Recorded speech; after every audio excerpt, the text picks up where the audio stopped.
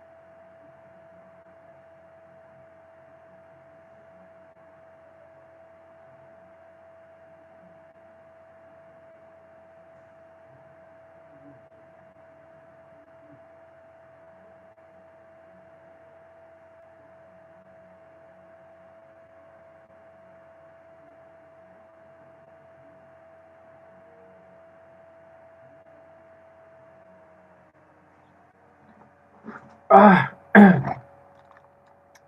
yeah, so much interesting how gadgets work.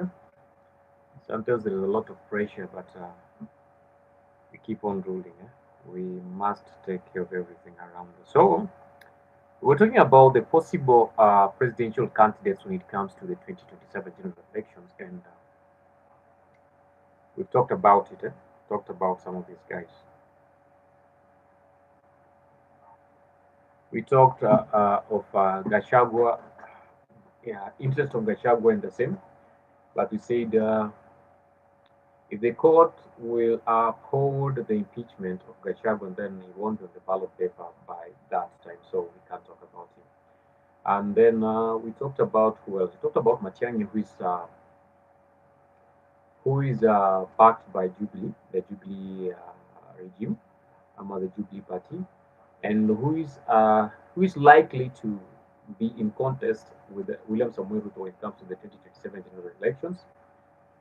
We talked about who else? We talked about Martha Karua. We talked about Kalonzo Musyoka, and the former CJ, the former CJ, that is Maraga, is also has shown interest and has come out to say that yeah, he wants the Kenyan citizens to do what they do better, try to work things out and make sure that they are maybe providing a contribution for him to be able to campaign for the presidential candidacy that is 2027. But as we said, there must be coalitions too. There must be coalitions or coalitions to be formed to make sure that this thing is happening the way it's supposed to happen. Without those coalitions, then it will be President William Ruto will win those elections very early in the morning. So, what are the possible coalitions? So far, we've seen DCP, DAP Kenya, Jubilee, and Wiper leaders, and Martha Karua's party, People's Liberation Party, members or leaders having some sittings and meetings. And with most of the Kenyans will think that maybe from those meetings we will have a possible coalition that will go onto the ballot paper. We'll have one presidential candidate who will go on the ballot paper to contest against William Samoei Ruto. That is what most of the people think, but that is not what it is. That is just what some of the political analysts would say. But is that I'm trying to get myself into the central position? That is what some of the political analysts would say. But is that what is going to happen? Because For the DCP party, that is the party that is led by Honorable Rigathi Gachagua. We've seen this guy. What's the name of this guy? The name of this guy. We've seen Malala saying that it's the only candidate he's easy with, or he sees uh, battling or contesting against William Samoei Ruto. It's Rigathi Gachagua, and to him it's Rigathi Gachagua or Rigathi Gachagua. There is no any other option apart from Rigathi Gachagua. So he's now trying to downplay the issue of a possible collision between there is the Jubilee Party, DCP, Orange Democratic Movement, OGM, WIPA, and People's Liberation Movement. That is for Martha Karua. Maybe he's trying to downplay that. But can Gachagua alone do anything really? As we said earlier, most of the people look at Gachagua as someone who is more tribal, uh, someone who is more tribal and playing the tribal card most in his campaigns. And with that, I want to believe that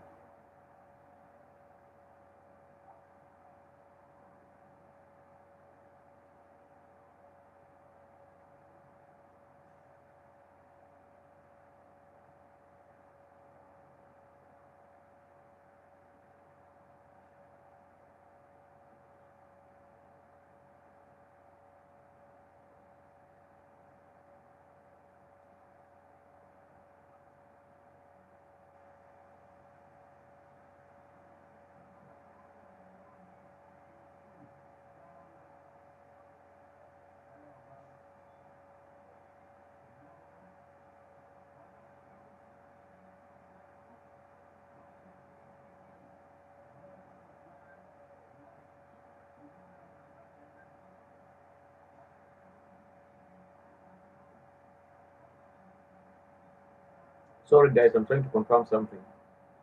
There's some rumors somewhere, so I'm just trying to confirm, see whether it's true or not. So the possible collision is that of Jubilee Party joining forces with ODM Party joining forces with the DCP Party, Wiper Party, and then the People's Liberation Party. That is the only coalition that will bring some hardship to William Samoei Ruto. But if it doesn't happen that way, then there will be no any other coalition that will be of big interest to unseat President William Samoei Ruto as it is currently. And then, if that one works well, it might work and might bring in changes within the political sphere, and it might bring about what the change that most people want to see within the country, within the Kenyan country. But if it doesn't work that way, then now the problem. So for Jubilee Party, they fronted Matiang'i, they appointed Matiang'i to be the leader or to lead the brigade, the Jubilee Brigade, and possibly they will sponsor him for the 2027 general elections, that's for the presidency. And we are hoping that the ODM and, as we said earlier, we're hoping that the Oba coalition that will be much stronger to do this. In ODM itself, there is a lot of rumors here and there. There's some rumors that Oburu Odinga has already requested for the deputy presidency. If the coalition works, if the broad-based government works, then Oburu Odinga has requested for the deputy presidency, deputizing President William Ruto. That means that they are there for it. And maybe what Win Odinga said about people going to making some boardroom meetings to sell OGM might be true. And you had Oburu Odinga say, we need you're my daughter and all things. These things we shall talk them back at home and all that. So there might be that probability. But again, will other ODM leaders accept? Yes, we have likes of you and I, Joho, and what is this name of this guy, who are really into the maintaining, okay, them audio maintaining the broad-based government and supporting William Samuel in 2027, which might be very key on to them clinging into the position that they're having. But politics is politics. Who told them that if they remain in UDA, that they retain the same positions? They have those positions because Raila Amolo Odinga made it possible for them. And maybe In the next government, if Ruto decide to reshuffle the ministries, they'll be reshuffled and they'll find themselves not having jobs anymore.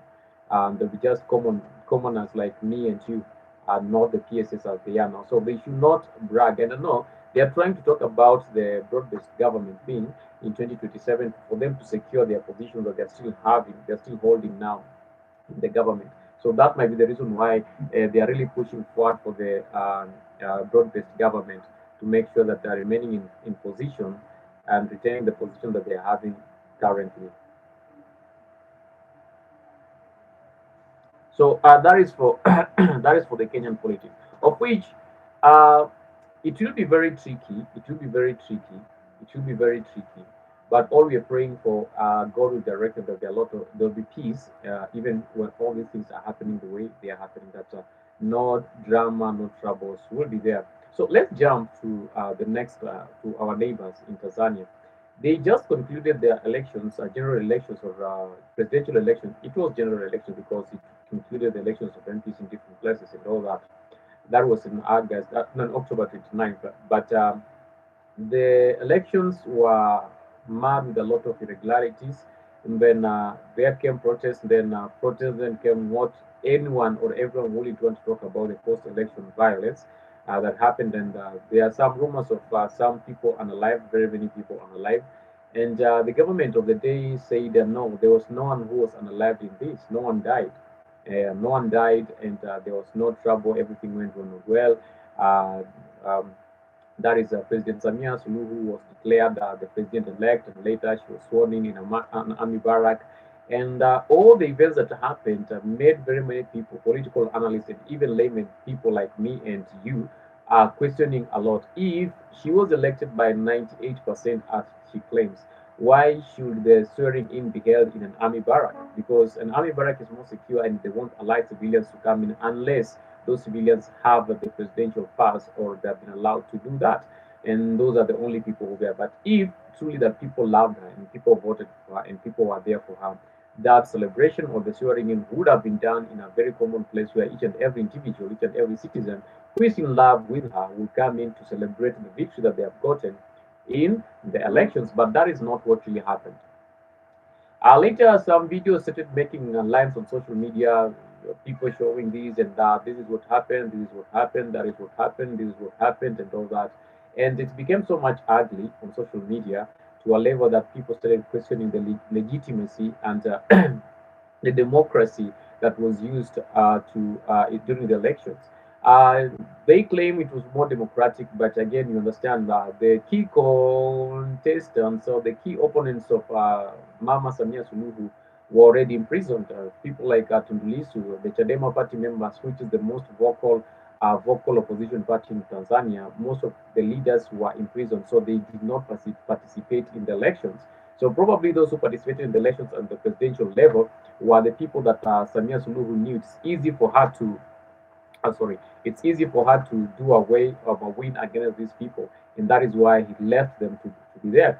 And there are some other photos that my images have made rounds of social media again, showing different people, couples of people voting, having a lot of ballot papers, so voted whatever ticked papers, and just dropping them in the ballot papers, and that is what they said. There was massive voting in Tanzania that voted for Mama Samia Suluhu.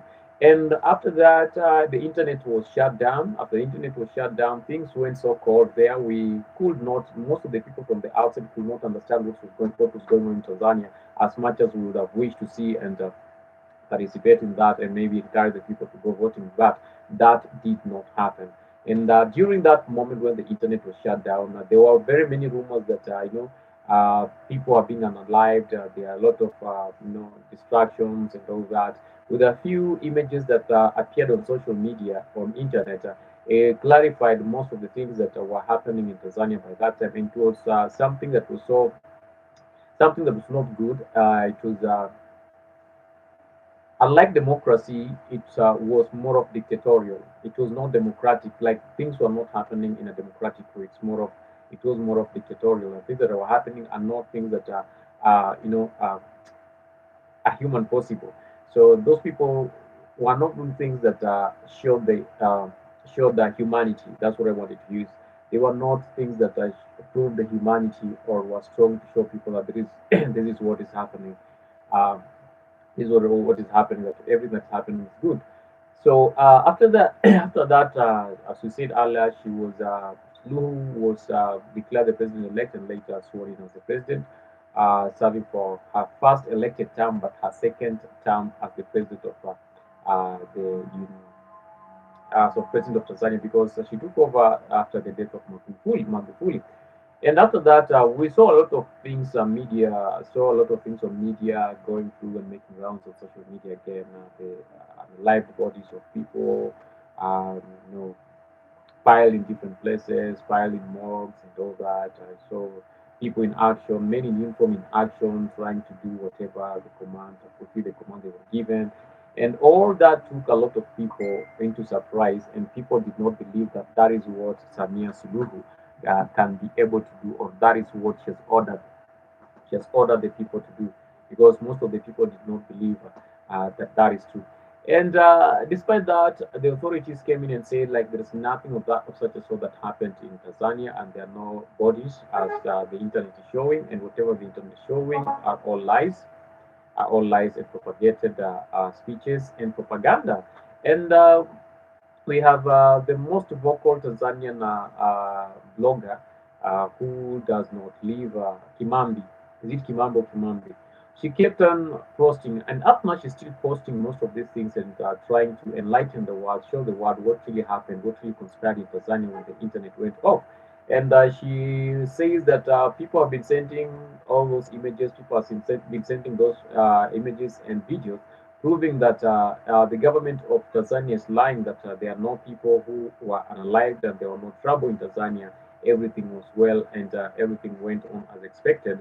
And this prompted a lot of maybe majority of mainstream media, because there was no any media that was reporting from Tanzania what was happening in Tanzania. The Tanzanian-based media was not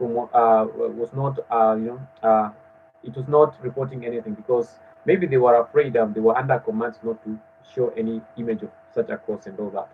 But it attracted the attention. The few videos that were on social media attracted the attention of CNN and BBC, and we saw Larry asking some of the Tanzanians to send him some of the footage and images that they feel they have, and they're taken by themselves with their own phones to prove that whatever happened was not right. And he later came in after a few 2 days, or was it 1 or 2 days, and said that he has received more, that he has received more, and they are going to they're going to check it out and see whether it's true or not, whether it's true or not. And if it's true, they will do whatever, they'll do a report, file a report on the same, and broadcast that report for the world to know whatever was happening.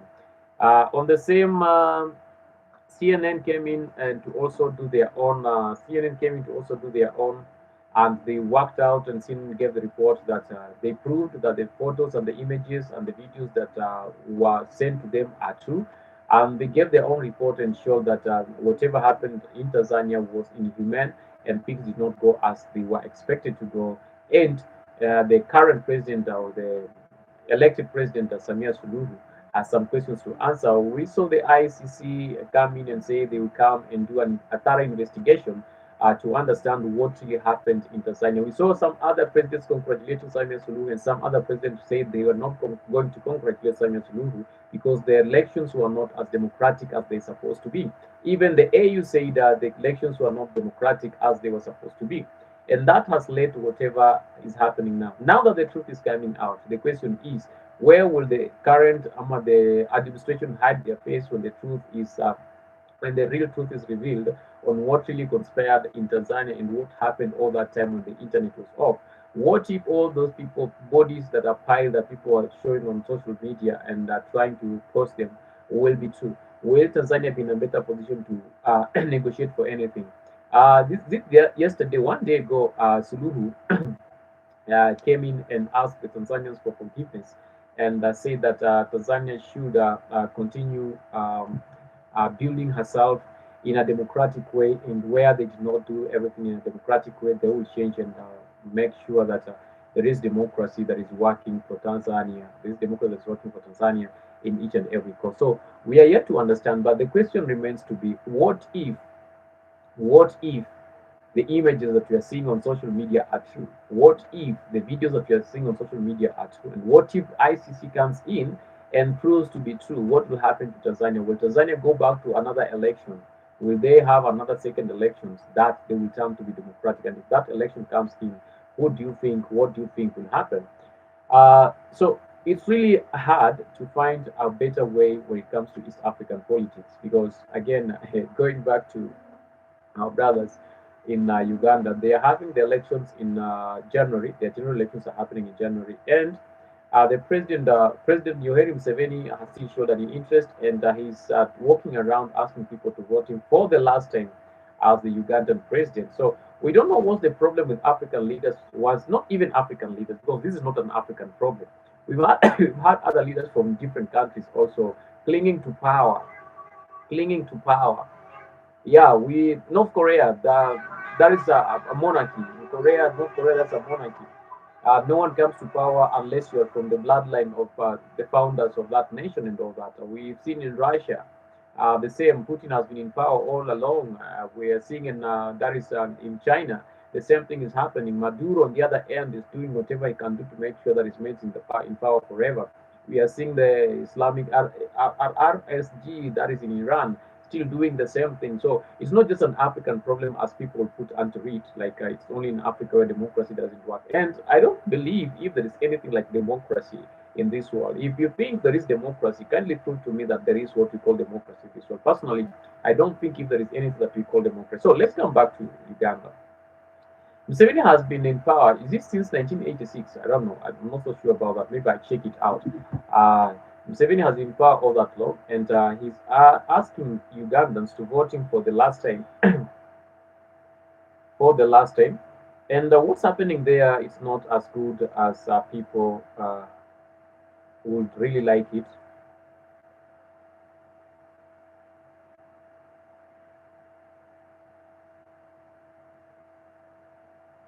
Yeah, since 1986. Museveni has been in power since 1986. Yoweri Museveni has been a president of Uganda since January 1986, meaning he has been in power for over 35 years now. So if he adds the next, he adds some other 5 years from now, it will be like over 43 years now. He will be in power. He will have been in power for 43 years before he retires. And the probability of him retiring, not really. Maybe even if after these 5 years he feels like he's strong enough, he still continue being in power, or his son might take over. That, but we can't talk about the future because we are not in the future. We talk about now. We can only, I know, we can only look at the future, but we are not so sure if that is what will happen. So Museveni is in, and he's running for his last term, as he says, and we are hoping all will be well because we want peace and all that. But aside from what Ugandans are taking over and Ugandans are doing when it comes to politics, let's talk about the leadership. Recently, the East African peace and the East African community cohesion. 70 a few days ago, 70 made a very, very, very tough statement and said that the Indian Ocean belongs to him, and in the future there might be wars over the Indian Ocean or the ownership of the Indian Ocean. But we all know that when you talk about Uganda and the Indian Ocean, there are two people who are hundreds and hundreds of miles away, hundreds and hundreds of miles away. Let's try to check how long is it, how far is it, how far is Uganda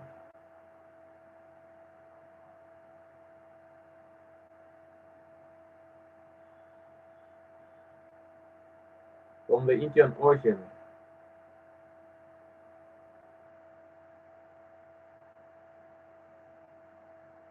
How far is Uganda from the Indian Ocean? Eh?